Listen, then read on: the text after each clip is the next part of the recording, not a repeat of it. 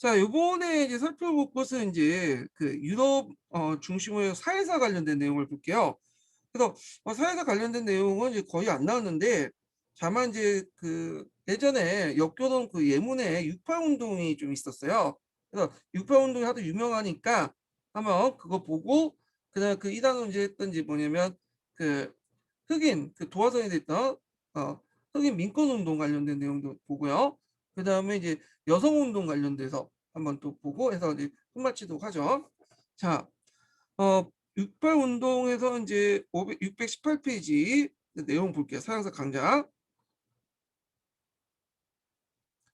자, 6.8 운동이 구체적인 모습이 드러난 곳은 미국이었다.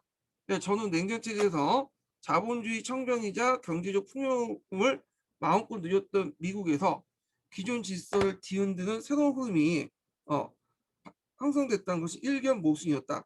그렇지만 한 사회의 모순은 그것을 절정에 달할 때 오히려 더 날카롭게 드러나는 것이다. 그래서 저는 경제부흥 풍요사회가 눈앞에 벌어지고 있는 그곳에서 그로부터 소외된 많은 계층들이 존재했었고, 사회가 넉넉해질수록 특히 흑인이 느끼는 그 경제적 박탈감과 정치적 소외감은 더 컸다. 자, 이를 극복하기 위해서 전개했던 민권운동은 6.8 운동의 도화선이었다. 자, 여기에 자신들의 정치적 권리를 사실상 사장시킨 흑백 분리주의에 입각해서 사회 소외된 채 음지에 음지에서 묵묵히 생활했던 흑인은 1950년대 저항의 움직임을 보였다. 특히 사정이 나빴던 남부에 그랬다.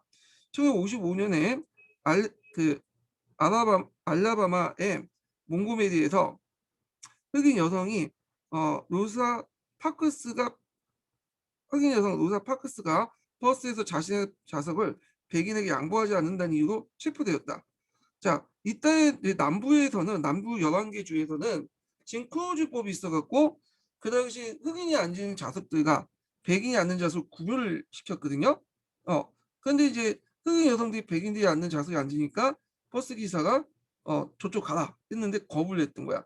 자, 그러면서 이제 이걸 계기로 해갖고 이제 운동이 확산이 됐던 거죠. 자, 이 거대한 이 보이콧 운동이 벌어져 사회에 커다란 반향을 일으켰다. 이어 1960년대 벽두부터 노스캐롤라이나 농업기술대학 구내식당에서 백인 전용 계산대에서 일어난 차별에 저항한 운동이 인근 지역까지 번졌고 그해 말까지 약 7만 명이 거기에 참여했다. 자, 이러한 산발적인 저항의 움직임이 점차 그 조직을 낳았다. 그해 학생 비폭력 조정위원회가 결성되었고, 이어 이제 킴 목사를 중심으로 이 사람 유명하죠. 이 사람이 이제 유명한 나에게도 꿈이 있습니다. 예, 라는 말로 이제 유명한데, 자, 킴 목사가 중심으로 해서 정치 세력이 모습을 갖추면서 흑인 민권 운동이 새로운 동력을 얻었다. 그 절정은 1963년 워싱턴 행진이었다. 수많은 백인 중상층도 행진에 참여했으며, 자, 25만 명의 웅직한 가운데 킴 목수가 나에게도 꿈이 있습니다는 유명한 연설을 냈다. 자, 흑인의 저항의 목소리를 내자 이번에 백인들이 나섰다. 이들이 개입하면서 민권 운동이 흑인들만 운동이 아니라 미국의 법적 틀을 바꾸는 전국적인 운동을 펴줬다. 그래서 이때 이제 백인들이라는 거는 이제 의식 있는 백인들이죠. 이게 흑인들을 차별해서 안 된다. 그래서 그들이 이제 연대를 한 거라고 보시면 될 것 같아요. 그래서 1964년 6월 시작된 미시시피 자유여론은 이런 민권운동의 구체적인 사례이다. 자, 미시시피 주에서 역사적으로 대다수 이제 흑인들이 선거에서 배제되는데, 어, 그 테러와 혹박에 겁먹은 흑인들이 선거인 명부에 등록하지 않았기 때문이다. 그래서 여러 민권 조직들이 흑인의 권리 찾기에 나서 지역센터나 자유학교나 자유집 등의 프로그램을 열었다. 자, 비록 이 운동 자체는 그리 성공하지 않았지만 그 옆으로 남부에 있었던 진 크루포, 진 크루포는 이제 그 예전에 한번 설명했죠. 여기 이제 흑인들 좀 멍청한 흑인들을 빗대서 캐릭터를 만든 게 이제 그진 크루인데 그걸 이제 빗대가지고 그 당시 남부의 흑인들을 차별하는 법도 있어요. 이걸 이제 총칭해서 그런 법이라고 이제 얘기를 하는데, 자, 하여튼 이든 크루법이 그 이듬해 호력을 상실했다. 남북 전쟁 후 남부주에서는 그래서 이 제정된 이 법은 공공기관의 백인과 흑인의 분리를 합법화시키는 사실상 백인과 흑인들 차별 인정했다. 그래서 요게 이제 분리라고 하죠. 분리. 요건 근데 왜 이렇게 분리 표면상 이렇게 분리라고 하는 거냐면 그 미국 연방헌법에는 차별을 못하게 돼 있어요. 그렇기 때문에 그 주에서 주헌법도 차별을 공식화시킬 수 없는 거죠. 주헌법이나 법도. 그러니까 이걸 이제 분리라고 해서 말하는 거야. 그러니까 얘네들 논리가 뭐냐면 백인과 흑인은 태어날 때부터 다른 환경에서 자랐고 했기 때문에 얘네들은 차이가 있다. 네. 그렇기 때문에 차이가 있기 때문에 각각 분리해서 대우해 주는 게 좋다. 사는 것도 분리해 줘야 되고 학교도 분리해 줘야 되고 앉는 것도 분리해 주고 심지어는 물 마시는 것도 분리해 줘야 된다. 이건 백인과 흑인을 차별하는 게 아니라 그들의 그런 그 차이를 인정해 주고 그들이 사는 여건에 맞게 뭐냐면 형평성을 고려해 준 거다. 뭐 이런 식의 개논리를 하는 게 분리예요. 근데 실질적으로는 차별이에요. 예, 차별. 그래서 연방법원에서 그걸 차별을 직접적으로 쓰면 안 되니까 분리를 해서 백인과 흑인의 차이를 인정한다고 하면서도 차별을 시켰다. 이렇게 보시면 돼요. 자, 그래서 이제 이러한 움직이면 그의 대학에서 다시 자유 언론 운동을 나갔고 미시비시에서 경험을 버클리 대학에 전파하려는 학생들이 대학 당국이 저지하면서 충돌이 났고 이것이 새로운 대학 문화에 대한 요구로 나타났다. 그래갖고 이제 미시비시에서 이제 했던 이제 모델을 전국에 확대시키려고 하는 과정에서 대학 당국이 어, 대학 당국과 충돌하게 됐고 결국에는 충돌하고 못하게 하면서 어떻게 더 하고 싶죠. 예. 그러니까 이제 또 뭐냐면 전국에 의식 있는 대학생들이 곳곳에서 이제 미시비시 자유 여름학교도 해갖고 곳곳에 모여들기 시작해. 예. 그래서 운동이 더 커지고 그렇게 되는데 자 하여튼 뭐 그런 게 있구나 하고 넘어가시면 돼요. 그냥. 자, 1960년대 미국의 민권운동이 활발한 반면에 독일에는 반핵운동이 한참이었다. 그래서 가장 호화롭게 누렸던 자본주의 국가에서 로부터 배제된 소수 집단이 있었다면 참혹한, 참혹한 전쟁을 일으켰던 독일에서 그 점을 벗어나는 전쟁 반대 논제도 존재했고 원래 영국에 출발했던 반핵운동은 독일 땅에 밟자마자 걷잡을 수 없을 만큼 증폭되었다. 그래서 1957년 서독의 초대 총리였던 아데나우가 독일의 핵무장이 필요하다고 이제 선언하니까 야당과 노동조합을 중심으로 반대 운동이 전개되었고요. 1958년에 그 함부르크에서 12만 명이 이제 운집할 정도 저항의 기세가 대단했다. 1960년대 몇몇 평화주의자들이 주도한 부활절 집회가 이어져 부활절 진군이 되었는데 1968년에 참가자가 거의 30만에 달했다. 내용도 처음에 반핵운동이었으나 반핵운동의 반전운동이었지만 점차 민주주의와 군축으로 확대되었다. 특히 이 과정에서 시위자들은 정부의 저항하는 문화에 익숙해졌다. 자, 프랑스가 제일 절정이죠. 이 프랑스. 네. 그래서 보통 6.8 운동하면 이 프랑스를 얘기해요. 프랑스에 일어난 학생 운동들 얘기하는 건데 한번 읽어볼게요.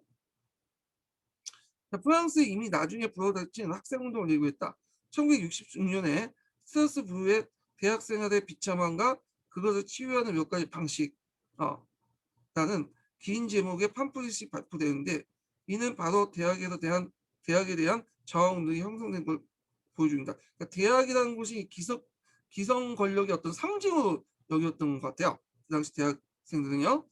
상황주의 인터내셔널 세력이 작성한 이 선언은 단순히 대학의 모습만을 비판한 것이 아니라 그것이 잉태한 자본주의 사회에 대한 비판도 가해졌다. 그렇지만 이제 이에 대한 저항의 시작이 대학이었다. 했다. 그도 그것이 사실 북미나 서유의 대학은 일종의 위기에 처해 있었다. 그래서 그 위기에 불려온 것이 우선 대학의 양적 팽창이었다. 자, 2차 세계대전 후에 끝난 후에 베이비 세대가 등장하니 베이비붐 세대는 등장은 아니죠. 전쟁 중에는 이제 그 남녀가 이제 결혼을 잘 안 하잖아요. 예. 그런데 끝나고 나서 이제 서로 이제 결혼하게 돼. 그리고 나서 그때 많은 이제 애들이 태어나죠. 베이비 붐세대가 2세대를 얘기한 건데 되게 50년대 1950년대 태어난 사람들 얘기야. 근데 얘네들이 이제 커가지고 대학에 갈 무렵이 1960년대 후반 70년대 초반이죠. 예.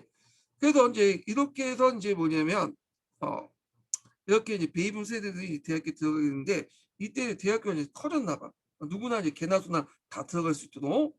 자, 하여튼 미국에선 전후에 대학 진학률이 2배나 늘어나 1960년대에서 농부나 강부보다 대학생 수가 더 많을 지경이었다. 자, 영국이나 독일도 사정이 마찬가지였지만 프랑스의 대학의 양적 팽창은 훨씬 더 두드러졌다. 프랑스는 1960년대 초에 20만 명에 불과했던 대학생 수가 불과 10년도 채 못 돼요. 3배가 늘어났다. 여기에 이제 대학의 진입 장벽이 낮춘 조치도 항목을 했다. 문제는 대학의 여건이나 대학생의 위상이 양적 팽창에 미치지 못했다는 점이다. 제6.8 운동 직전에 프랑스 대학은 여러 문제에 봉착하 있었다. 입학 자격의 완화에 대학생을 이전보다 훨씬 더 많이 받아들이긴 했지만 대학의 엄격한 학사 관리를 통해 조급장 수요는 아주 익숙했다. 그러니까 이건 유럽의 전반적인 특징이야. 그래서 유럽 같은 경우 들어가기는 쉬운데 나가기가 힘들어. 우리는 들어가기 어려운데 나가기는 편하죠. 내가 나가기는 되게 쉽게 돼 있죠. 자, 어느 기록에 보면 1960년대에는 프랑스 대학 입학생 3분의 2가 졸업장을 얻지 못했다. 게다가 학위증이 남발되면서 대학 졸업자의 사회적 지위가 오히려 떨어졌다. 예, 물론 이제 졸업장을 얻지 못했지만 예전보다는 상대적으로 졸업한 사람이 많았기 때문에 일종의 이제 학력 인플레이션이 일어났던 거죠.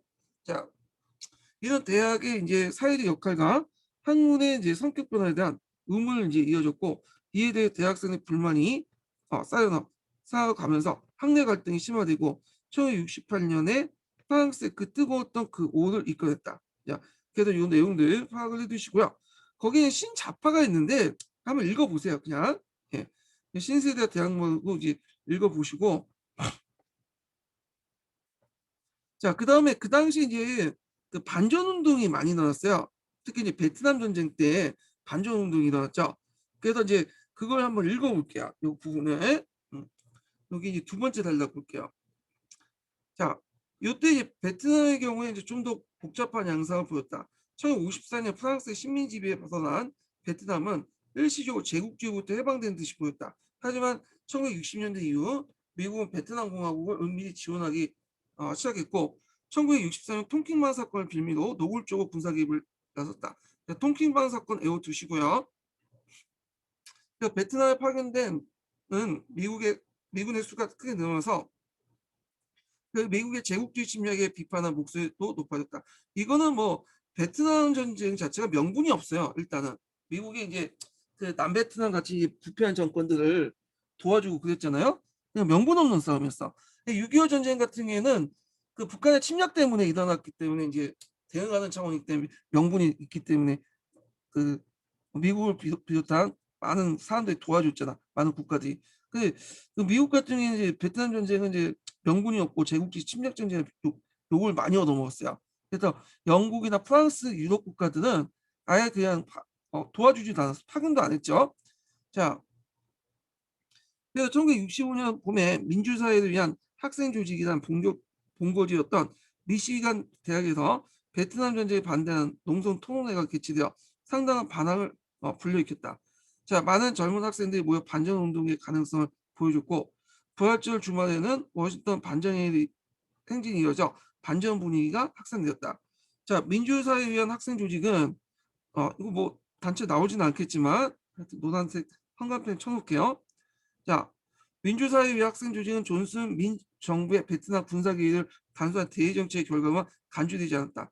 군사행동 배후에는 악몽 없는 내연한 관료들이 만들어내고 물질적 가치를 인간적 가치보다 계속 우선시함으로써 세계 경제의 역할에 적합하다고 여겨지는 체제가 있다고 보였다. 그러므로 미국 내 인종 문제를 비롯한 다른 사회 문제가 발생하는 것과 베트남에 벌이는 제국주의 침략은 서로 연관되어 있다고 주장을 했다. 결국 전쟁의 종식은 국내 사회 문제 해결에 한 지름길인 셈이다. 이로써 그러니까 단순히 대외적인 문제가 아니라 사회적인 구조적 모순이 베트남 전쟁에 이렇게 포출됐고 결국에 베트남 문제를 해결해야지만 사회 문제도 해결할 수 있다. 뭐 이런 내용이에요. 예. 자, 하여튼 이로써 이제 중심부의 전위 집단과 및 소수 집단과 제3세계 피압방 민족들의 동일한 목표를 갖게 되는 것이었다. 자, 이런 인권 차원의 호소는 반전 운동을 주요했지만 그것이 전부가 아니었다. 당시 젊은 사람들은 전쟁의 공포의 대상이었다. 전쟁이란 국가적 위기에서 민주주의의 수호라는 대의명목에 따른 자원 입대했던 아버지 세대와 달리 그러니까 2차 세계대전을 얘기하는 거죠. 그러니까 그 베이비붐 세대 이후니까 베이비붐 세대니까 2차 세대 세대에 참가했던 아버지 세대 그 뒤에 베이비붐 세대에서 반정 운동이 일어났으니까 그 표현을 쓴 거고요. 자, 하여튼 이들은 이 전쟁이 과연 누구를 위한 것이냐는 의문을 던지고 징집에 반대했다. 원래 미국은 특별한 경우 아니면 모병제 국가죠. 근데 이제 2차 세계대전이나 이렇게 베트남 전쟁 같은 게 징집을 했어. 근데 거부하고 거기 도망쳐서 캐나다로 도망간 사람도 있고 그래요.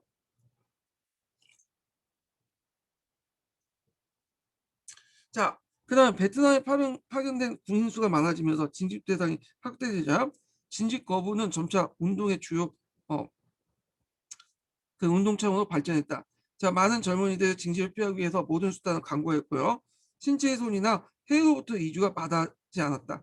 그 결과 징집 대신 감옥행을 이제 택한 사람이 있는데 대표적인 사람이 무하메드 알리죠. 이 사람은 그냥 전쟁에 가느니 감옥에 가였다. 그 사람이고 자, 하여튼 1967년 베트남인들은 자기의 모욕을 가하지 않았기 때문에 참전할 이유가 없다면서 어, 징집을 거부했던 그는 챔피언 타이틀을 박탈당하고 5년형 선고받았지만 이후 그 반정운동이 고조되면서 그는 3년 후 가까스럽게 대법원의 무죄 판결을 받았다. 그 외에도 이제 뭐 그 독일에서도 반정운동이 일어났고 그다음에 프랑스에서도 반정운동이 일어났어요. 뭐 한번 각자 읽어보시고 그 다음에 이제 여기에 대한 6.8 운동이 이제 그 관련된 내용 중에 아, 그 있는데 이게 제일 일어난 게 이제 그 파리를 중심으로 일어났거든요. 그래서 일단 요거 한번 읽어볼게요. 이게 파리를 중심으로 해서 그러니까 프랑스가 이제 프랑스를 중심으로 해갖고 이제 유럽어 전체 확산이 됐는데 요거 내용을 여기서 한번 읽어볼게요.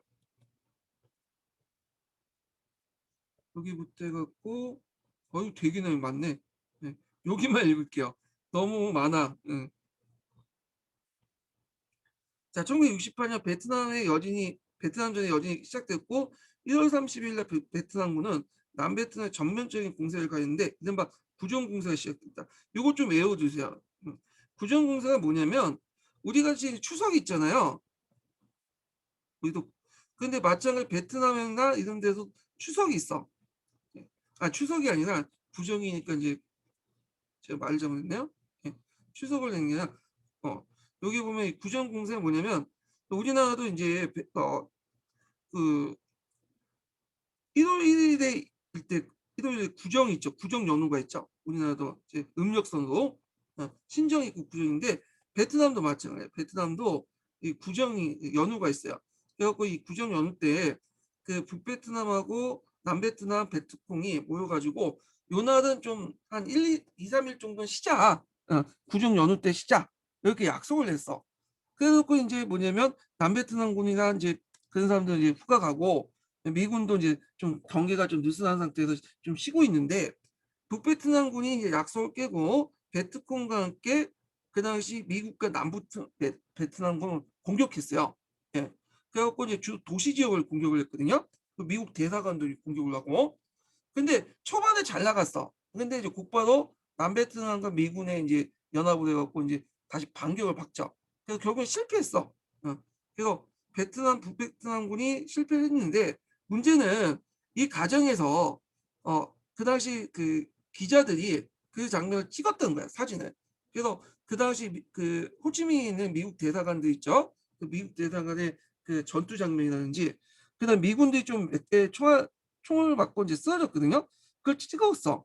그러니까 이제 이걸 이제 신문에 보도를 한 거야. 그러니까 그 전투에서는 이겼지만 이 신문에 실려 있는 내용들, 미군들이 막 피를 흘리고 그런 것들이 국민들을 자극시킨 거야. 아, 이제 베트남에서 이긴 걸로 알고 있는데 지금 이거 베트남 보니까 이제 계속 지고 있네. 미군들이 많이 죽고 있네. 우리 젊은 사람들이 많이 죽고 있네. 그러니까 이제 반정 운동이 더 확대되기 시작한 거죠. 예. 그래서 이 구정공세는 베트남군이 실패는 했지만 미국의 반전 여론을 향상시켜가지고 결국에 미국이 베트남을 전해서 물러나게 된 어떤 계기를 마련해주는 그 중요한 전투예요. 그래서 요거 좀 기억을 해두세요. 자, 그래서 이제 구정공세가 시작된 것은 일시적이지만 사이공의 미 대사관 건물로 점령당했다. 근데 여기 점령당한 게 아니라 점령하려다가 곧바로 거기 미 대사관을 지키고 있는 이제 군대 해병대에 의해서 격퇴당해요. 예, 하여튼 이건 좀 그런데 자 미국이 패배 그림자 들이었던 이 사건으로 미국 내 반전운동이 심히 배가 되었다. 그래서 요 전투는 실패는 했지만 결국에는 요 전투에서 이제 미 대사관이 공격받고 미군들이 쓰러지고 그 사진을 보면서 결국에 반전운동의 불을 더 확산시켰죠. 그러니까 독일 사회주의 그 학생연맹은 포기를 놓치지 않고 않기 위해 2월 17일부터 18일에 걸쳐 베트남 문제에 대해서 국제회의를 서베를린 자유대회에 열었다. 프랑스, 독일, 이탈리아, 그리스, 노르웨이, 덴마크, 오스트리아, 캐나다, 영국, 미국의 대표자들이 포함한 1만 명의 투사들이 참가했다. 영국에서 10만 명 이상이 미국의 베트남전에 항의해 평화적으로 시위를 보였고 자 시위자 3만 명이 미국 대사관 앞에서 경찰과 대치했다. 영국의 운동은 프랑스와 미국 같은 범위에 도달하지 못했지만 그 이전에 어떤 때보다 많은 사람을 동원했다.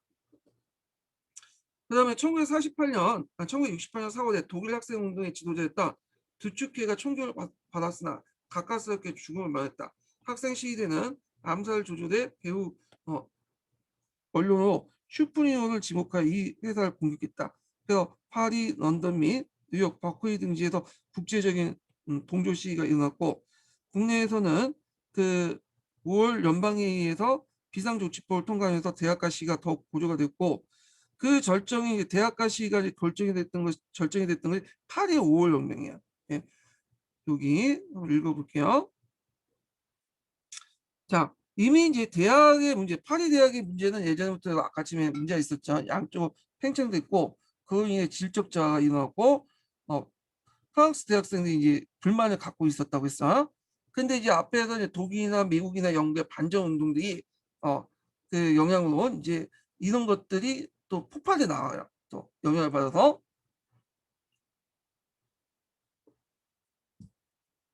1968년 3월에 낭테르 대학에서 학내 문제 시위와 정거운동이 벌어지면서 화제 뜨거운 5월은 준비되었다. 원래 1964년 대학생 정원을 늘리기 위해 갈려리 급조하게 만든 이 대학은 일반적인 학생 운영이 미비한 시설로 학생들의 불만과 소요가 매우 작았다. 그래서 3월에는 반전 시위 혐의로 수배된 학생이 대학을 점검해 농수를 벌였지만 대학 당국은 이들을 쫓아냈다. 자, 이 사건은 그대로 수거되지 않았고 오히려 솔로몬 대학의 시위와 파리 바리케이트로 퍼져나갔다. 자, 대학의 시위와 파리 바리케이트 퍼져나갔고 5월 초 솔로몬 대학에 비슷한 상태가 재현되었는데 경찰이 대학에 진입해 학생들 체포함으로써 대학의 정통의 독립과 표현의 자유를 훼손하는 일이 저졌다. 그러자 학생들은 대학 밖에 연자 농성을 시작했고 시민들이 시위를 지지했다. 5월 10일에는 고등학생까지 가세한 엄청난 수의 어, 시위대가 드디어 입고 있던 바리케이드를 다시 등장했다.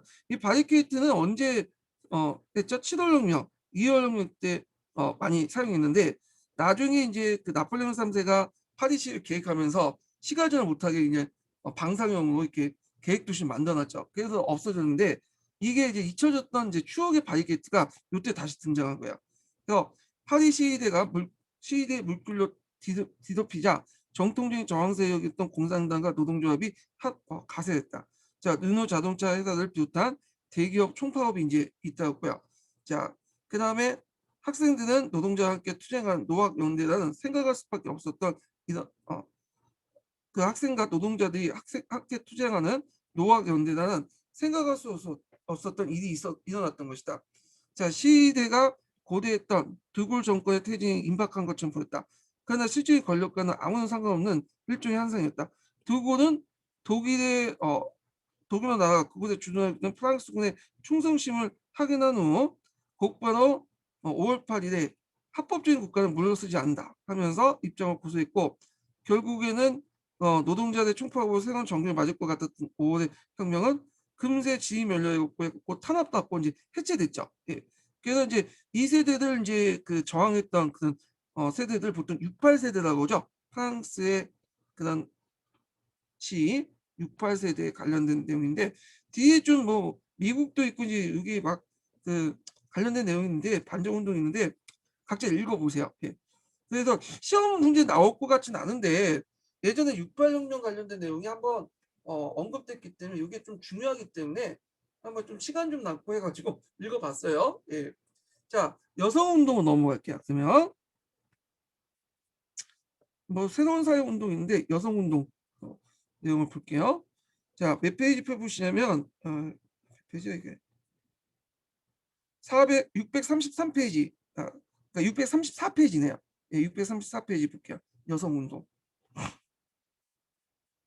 여성운동 관련돼 갖고 20년 기출문제 나왔죠. 20년 기출문제. 자, 여성운동 6.8운동 이전에 시작되었다.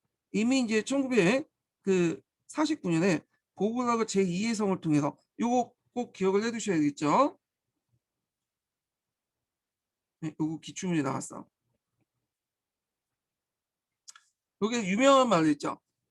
여자는 태어난 것이 아니라 만들어진 거다. 예, 그래갖고 섹스의 문제가 아니라 젠더의 문제다. 이렇게 주장했잖아요.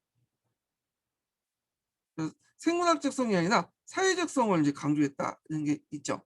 자, 그래서 이제 있고 주장하면서 여성 문제는 사회적 이슈를 떠올리지만 전후의 보수적인 흐름에 묻혀 있었다.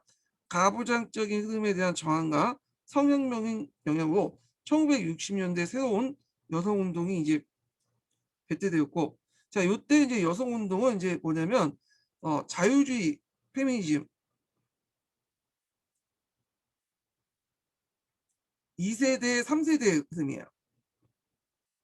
그 중에 이제 대표적인 사람이 누구냐면 베티 프리든의 여성의 신비, 베티 프리든이죠.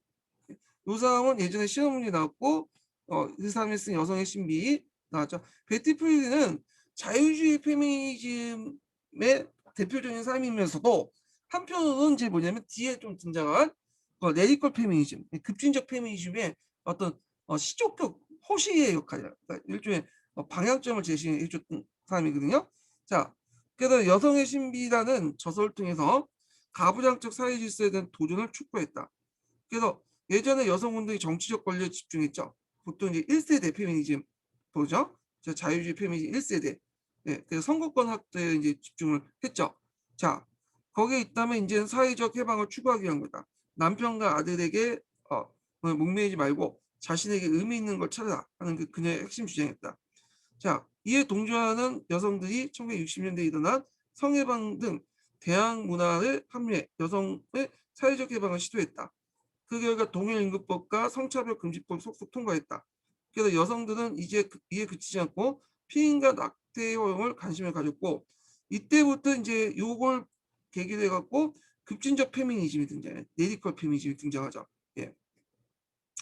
베티 프리즘이 그는 급진적 페미니즘이 아니라 자유주의 페미니즘만 요 급진적 페미니즘에 큰 영향을 줬다. 그 책이 여성의 신비예요. 예. 근데 이 베티 프리즘이 뒤에 좀 읽었지만 좀 나중에 들어가면 말년에 들어가면 보수화돼요. 이 사람도. 예. 요거 좀 얘기할게요. 요거는 여성의 신비는 초창기 때 얘기고 후반기 때 활동에서는 오히려 여성 간의 남성의 어떤 차이를 인정하고 여성성을 뭐냐면 존중받아야 된다. 뭐 그런 식으로 얘기를 해. 예. 그럼 뒤에 이제 제가 기출문제 분석할 때 좀 강독할 때 또 읽어볼게요. 자, 프랑스에서는 1971년 4월에 철학적 보부아르, 그 다음에 소설가 사강, 배우 드네브 등 여성 343명이 낙태를 고백한 사건은 크다는 사회적 반향을 불러일으켰다. 자, 이렇듯 이제 등장한 급진적 페미니즘과 그에 따른 낙태와 피임에 대한 어떤 사회적 편견, 제거한 6.8 운동 과정에서 등장한 많은 활동가들은 1970년대 이후 지속적으로 이 문제를 제기한 결과다. 그러니까 그 낙태 및 피임에 대한 사회적 편견을 제거한 것은 6.8 운동 과정에서 등장한 많은 활동가들이 1970년대 이후 지속적으로 이 문제를 제기한 것이었다. 이렇게 있고요. 자, 그래서 뭐 여성 운동인데 뭐 간략하게 이 정도 나왔어요. 여성 운동이 뭐 서예계도 서양사 개론에도 있긴 있는데 서양사 강좌가 좀 약간 자세히 나와서 그 읽었고요. 나머지 부분은 제가 이제 기출문제 분석을 한번 읽어가면서 볼게요. 자, 기출문제 분석 한번 읽어보죠. 예. 꺼놨네 내가. 그러니까 기출문제 분석 몇 페이지 펴보시냐면요. 네, 잠깐만요. 적어놨는데 748페이지 보세요. 748페이지.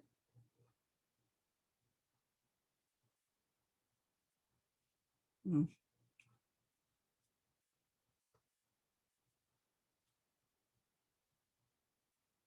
자, 여기 보면 이제 책이 있는데 어 일단은 이제 여기 내용부터 좀 볼게요. 여기부터 해 갖고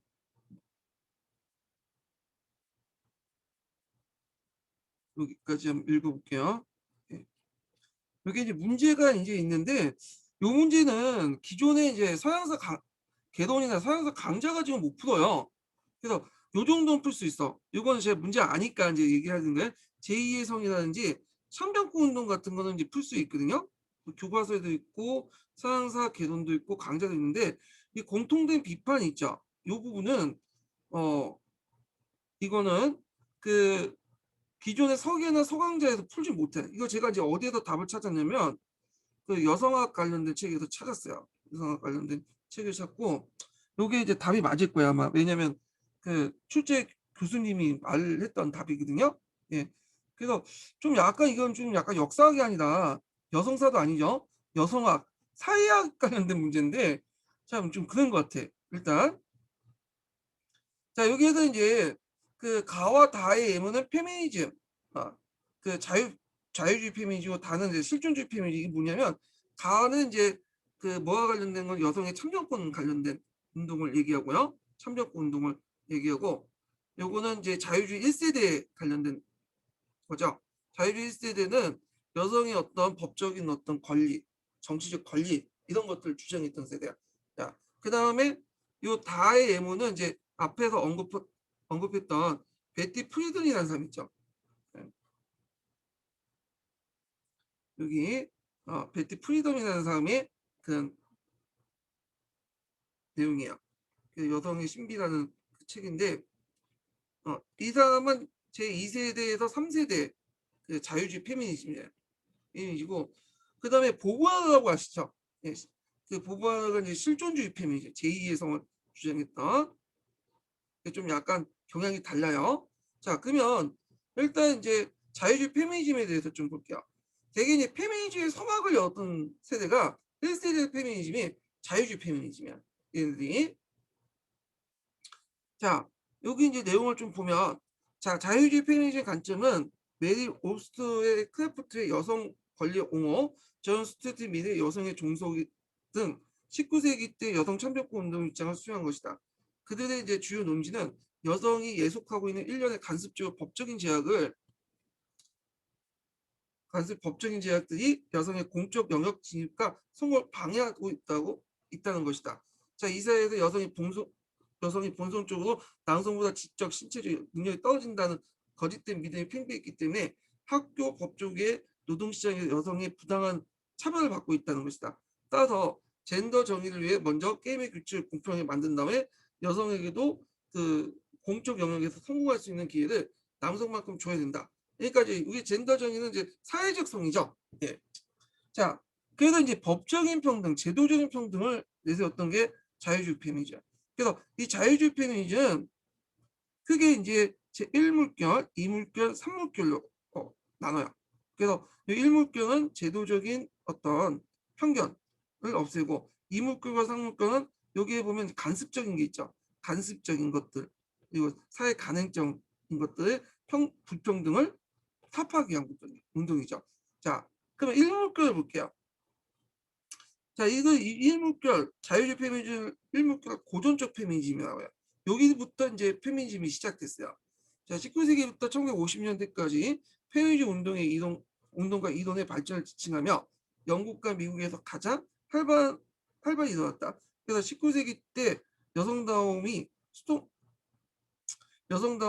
수동성 및 가정의 영역과 결부되어 더 억압적인 형태를 띠게 되자 이에 대응하여 발생한 것이다. 자, 이 시기에 이제 페미니즘 사상가들은 어 이거 지워야 되겠네.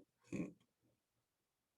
자, 이 시기에 페미니즘 사상가는 남성이 누리고 있는 참정권과 사유재산권을 여성에게 확장시켜 그 당시 여성들은 사유재산권을 인정은 받았지만 함부로 행사하지 못했어요. 되게 남편의 동의를 받고 행사를 했거든요. 그러니까 안전한 이제 뭐냐면 사유재산권 그 행사를 요구했던 거죠. 여성들에게 확장시켜 주어진 사회 제도 안에서 여성이 한 개인으로서 자신의 가능성을 최대한 발현할 수 있도록 노력을 해야 했다. 그래서 자유주의 물결에 해당하는 영국의 참정권 운동에 대해서 쭉 얘기하고 있죠. 여기부터 해갖고 여기까지가 영국의 참정권 운동이에요. 예, 요건 각자 읽어보시고 그 다음에 이제 밀이라는 사람이 있어. 밀. 이 사람은 자유주의자죠. 그렇지만 이 사람은 사회적 약자에 대해서 상당히 관심을 갖고 있었던 사람이에요. 사회적 약자에 대해서 뭐 노동자나 그다음에 여성들에게도 관심이 많았고 오늘날 말하면 뭐 좀 약간 허무포인 남패미 요 정도 이제 사람인데 자 밀은 그 여성의 예속에서 여성 참정권 운동 이론적 근거를 제시했고 그에 이제 의회 선거에서 여성의 납세자에게도 그 처음으로 선거권 인정되었다.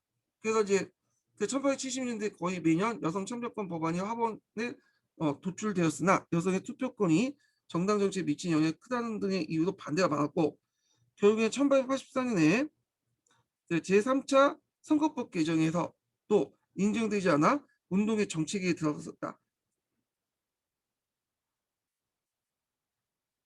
자, 그리고 이제 그 1897년에 그 여성 참정권 협회 전국 동맹이 결성되었다. 그래서 이제 이 동맹은 지식인과 중상층 등을 구성을 하고 회합이나 청원 문서 배포 등 온건한 방법을 운동했다. 1903년에 벤크러스트 운영에 의해서 여성 노동자까지 포함한 여성 사회적 정치 동맹이 결성되어 가격한 운동 방법을 취했기 때문에 전투적 참전운동자라고 불렸다. 얘네들은 이제 어떻게 하냐면 의회 가서 이제 방화도 하고 막 정치인들 들어가면 이제 몸을 날려가지고 막 그 마차에 몸을 눌러갖고 맞기도 하고 그렇게 이제 행동을 했어요. 그래서 감옥소에 들어가고 그래서 자신의 운동은 그런 이제 뭐냐면 정치적 운동이다. 정치범으로서 대우해달라. 그렇게 요구를 했고요. 자, 그래서 제1차 세계대전 발발과 함께 이 운동이 중단됐지만 1918년 국민대표법의 성립에 가장 큰 중요한 역할을 했다. 그래서 1918년 국민대표법에서 30세 이상의 여성에게 선거권과 피선권을 인정했고요. 1928년에 가서 전 여성과 남성이 동등한 참정권을 부여했다. 그리고 기억을 해두시고 예. 1차 세계대전 때 여성들의 피를 흘렸고 그리고 그 전부터 그런 그 자유주의 페미니즘의 어떤 그런 역사적 그 투쟁을 통해서 이걸 이루어졌다. 여성 참정권 운동이. 그래서 4차 참정권하고 개혁하고 5차 개혁 때 이렇게 했다는 걸 기억해 주고 근데 주의할 것은 여성들이 투표권을 얻는 거 있잖아요. 네, 참정권이라는 것은 선거권과 피선거권을 다 합친 거죠. 그러니까 투표권, 선거권을 얻는 거는 처음 얻는 거는 이게 4차 때가 아니에요. 이미 여기에서 나왔지만 이미 19세기 후반 때부터 주어지긴 했어. 근데 이게 있죠. 여성 납세자야. 네, 여성 납세자. 여성이 나름대로 돈을 벌어가지고 그 세금을 내는 일정한 세금을 내는 납세자에게 한해서 피선거권은 아니었지만 투표권을 줘줬어요. 선거권을 줬죠. 예, 요 정도. 근데 여기는 이제 보통 선거가 이제 확립되는 과정이잖아요. 그래서 보통 선거와 관련된 거예요. 이거는요. 그래서 여성들에게 보통 선거가 처음에 주어진 것은 4차 선거권이고 5차 때 완전하게 남성과 보통 선거를 했죠. 그래서 이때는 연령을 제한이 있었고 이때는 완전한 보통 선거. 이건 제한된 보통 선거다. 이렇게 이해를 해두시면 돼요. 자, 그 다음에 자유주의 산물결에 해당하는 여성의 신비. 아까 이제 베티 프리던이라는 사람이죠. 이거 2세대와 3세대 대표하는 대표적인 이제 그 페미니즘, 자유주의 페미니즘의 그 운동가인데 한번 읽어볼게요. 자, 제3물결에 해당하는 여성의 신비 또는 여성성의 신화하고 또 해석에 따라 좀 다른데 똑같은 책 이름이에요. 자, 이걸 저술한 사람은 베티 프리던이다. 자, 여성의 신비의 전반적인 내용은 여성이 남성과 같아지지 않으며 그 여성은 결코 해방되지 못할 것이라는 점이다.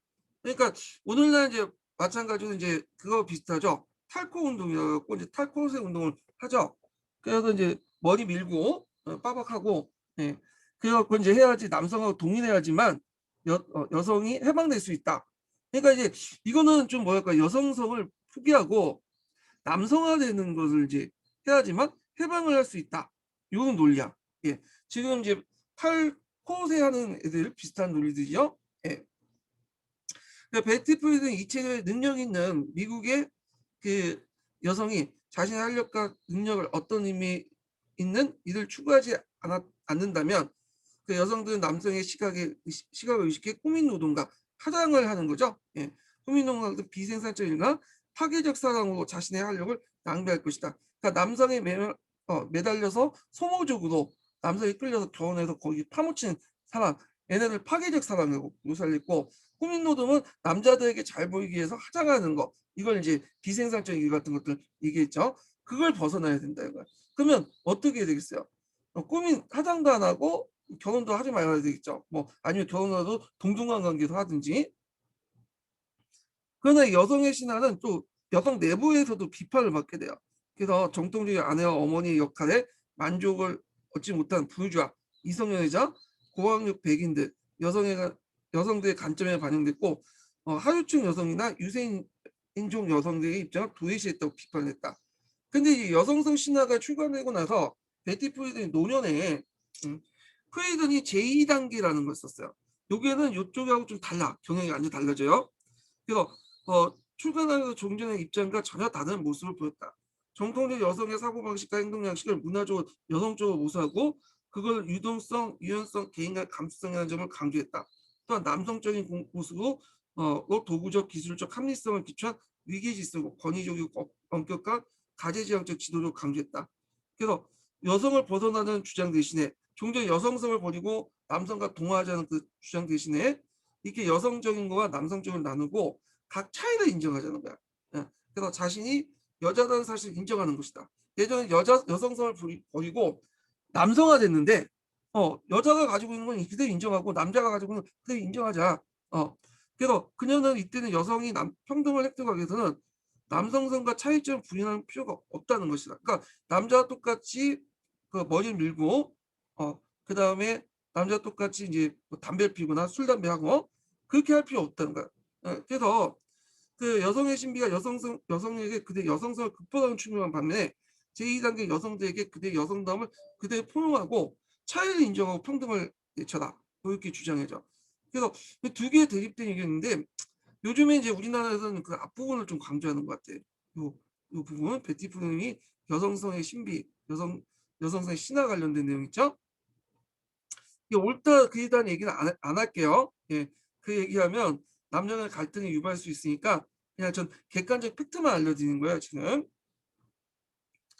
자, 그래서 가와 다 같은 자유주의 페미니즘 운동에서는 여성의 내부에 대한 자유주의 페미니즘 운동의 여성 운동 내부에 여러 비판이 있었다. 그 중에 이제 주된 비판은 자유주의 페미니즘이 페미닌 인종, 계층, 성적 지향 문제를 부적절하게 다루다는 거야. 그러니까 동성애 같은 것들 뭐 인정하지 않고 이런 것들 얘기하는 거죠. 주로 미국, 유럽의 중산층 이성애자, 백인 여성들의 이익만 초점을 맞췄다. 그래서 그 여성 운동계 중에 아프리카 정치 이론가도 있어요. 유색 인종이죠. 그 사람 엘제드 데비스는 아프리카 출신 여성 상당수가 전업주부 역할을 하는 미국 중산층 백인 여성들이 생각하는 것처럼 억압적이보단 해방적인 식. 그러니까 아프리카 출신의 여성 상당수 흑인들이죠 주로. 미국의 흑인들이죠. 흑인들 여성. 왜냐면 흑인들은 대개 보면 이제 뭐 잘 사는 사람도 있지만 전반적으로 빈곤하게 살고 있잖아요. 예. 그러다 보니까 그 백인들 같은 중상층들은 이제 남자들이 돈을 많이 버니까 그 여자들은 이제 전업주부를 하고 남자는 이제 밖에서 일을 하는 그런 것들이 역할 모델이 딱 정해졌잖아. 근데 흑인들은 어쩔 수 없이 같이 해야 돼. 가정도 일도 해야 되고 그다음에 또 밖에 나가서 일도 해야 돼. 왜냐면 빈곤하니까 못 먹고 못 사니까 남편 가지고 남편이 벌어온 거 가지고 살아가지 못하는 거야. 그러니까 얘네들 입장 올 때는 흑인들 여성들 입장 올 때는 오히려 백인들이 그 여자들이 하는 그 뭐랄까요? 이런 그 전업주부가 오히려 여성들을 해방시킨다고 해요. 이것만 하면 되잖아. 근데 얘네들은 전업주부가 아니라 주부 역할도 해야 되고 같이 뭐니 일도 해야 되고 얼마나 힘들어. 예. 그래서 생계를 위한 고된 노동과 가정 내 주부 역할을 하고 있는 빈곤한 아프리카 출신의 여성 입장에서는 전업주부의 역할만 수행한 것은 행복한 일이라고 여겼다. 오히려 이게 여성 해방이다. 전업주부 하는 것이. 그러니까 이런 그 시각 자체가 누구 입장? 백인들의 입장이야. 백인들 여성들. 얘네들 잘 먹고 잘 사니까 그딴 소리 하는 거고 우리는 너무 힘들다 그거야. 전업주부 하고 싶다. 뭐 이렇게 하죠. 그러니까 각각의 입장 차이가 있는데 이 아프리카 출신 여성 상당수, 흑인 여성들이나 뭐 이렇게 그런 여성들의 입장을 받아들이지 못하고 있다. 그래서 이제 내부에 비판이 있었다는 거죠. 그래서 이제 여기 보면 사회경제적 차이를 도외시했고 인종차별 문제를 드러내지 않았다. 이런 내용이 여기 있는 거예요. 여기 계속 읽어볼게요. 자, 계급차별적 관점도 자유주의 페미니즘을 가지고 있었다. 베티 프리드는 여성의 신화에서 백인 중상층 여성들처럼 다른 계급 여성들도 남성의 지원을 받고 있으며 그리고 그들의 경제적 문제가 아니라 다른 이유, 예를 들어 자아성취이기 때문에 일을 한다고 단순 가정했다. 그녀는 생계를 위해서 공장에 나는 가난한 도시 여성들에게 실제로 삶이 얼마나 어려울 수 있다는 인식하지 못했다. 계급적 문제를 드러내지 못했죠. 여성 안에서도 상류층 여성이 있고 중류층이 있고 하류층 여성이 있는데 상류층 여성들만 또 중류층 여성들만 대상으로 한 거야. 남편들이 돈을 벌어서 꼬박꼬박 갖다 주는 그 여성들만 대상으로 한 거야. 얘네들 입장 올 땐 일을 해라 자아실현이지만 요 하류층 입장 올 때는 완전 노동이죠. 이게 근데 얘네들 입장을 다 대변하지 못했죠. 자, 그래서 이제 2단계에서는 그녀의 주된 독자는 직장 업무 가사는 이중의 부담을 구해내고자 소망했던 교육받고 재정적으로 안정된 백인 여성이었다. 그리고 또 하나의 문제는 또 이성 중심적인 어떤 그 비난을 받았다는 거야. 자유주의 페미니즘은. 그래서 1960년대 후반 여성의 권리 운동 내에 일했던 레즈비언들은 자신의 성적 정체성을 공적으로 인정받기를 결정했을 때 베티 프리든 같은 전국 여성 연합회 다른 핵심 리더들은 사회 혐오 대상인 레즈비언 구성들에서 일반대적 여성의 권리를 대의명분 없어질 걸 걱정했다. 그래서 베티 프리든과 전국 여성 연합은 양성 이성연애자죠. 얘네들 입장 올 때는 동성연애자, 그 페미니즘, 레즈비언, 그 다음에 누구죠 또? 트랜스젠더 이런 것들을 너무 하면 레즈비언, 트랜스젠더 그냥 지금도 호모스럽지만 그 전에는 더 호모스러운 집단이라고 그 당시 미국 내에 평가를 받고 있었거든요. 그러니까 그 이렇게 하면 마치 페미니즘이 레즈비언이나 트랜스젠더를 옹호하는 집단처럼 이렇게 비춤으로써 대중들로부터 더 비난을 받을 수 있고 페미니즘 인원을 확산하는데 가둬막을 것이라고 페미니즘 학생의 걸림돌이 될 것이다 이렇게 생각을 한 것 같아요. 자, 그래서 따라서 사회에 확산된 그 동성애 혐오에 대해 상당히 침묵한 채 남아 있었다. 자, 근데 이제 여기에서 참정권 운동 당시에는 동성애 차별 운동이 부각되지 않았기 때문에 성적 지향은 공통된 비판에서 제시켰고요. 그래서 저 사회적 경제를 도외시했고 인종 차별 문제를 도외시했다는 식으로 답을 설정한 것 같아요. 예, 예, 그래서 이렇게 이제 보고요. 요거 기출문제 분석을 같이 하면서 같이 풀어보면서 보세요. 자, 그래서 계속 읽어볼게요.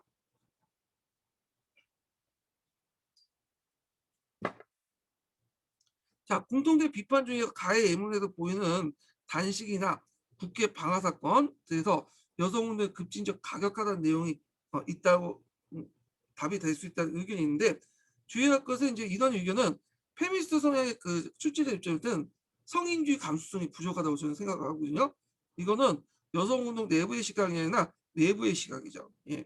그래서 출제자 가해서 서문에서 밝혔듯이 서문 내용 있어요. 그 여성 참여권 운동은 여성의 능력을 보여주는 정치적 진보라고 얘기했어.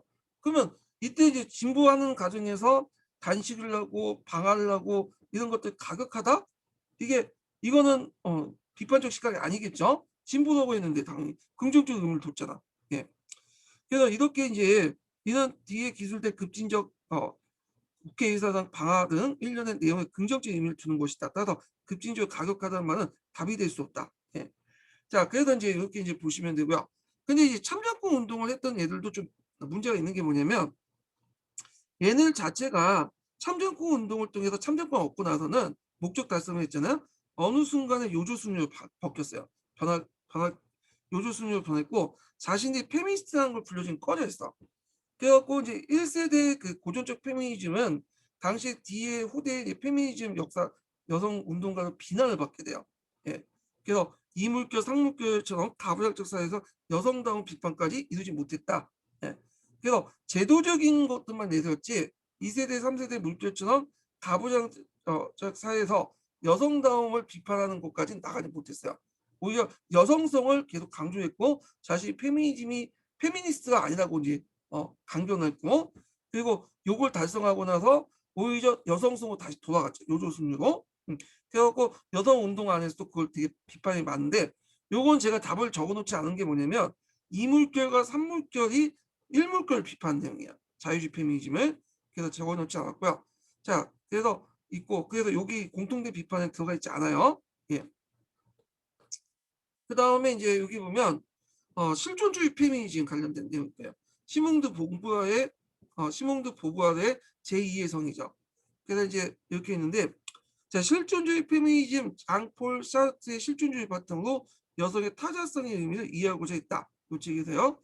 대표적인 실존주의 페미니스트였던 시몽드 보부아르는 실존주의 언어를 채택하여 남성 대 남성을 자아로, 여성을 타자로 이름 지었다고 말했다.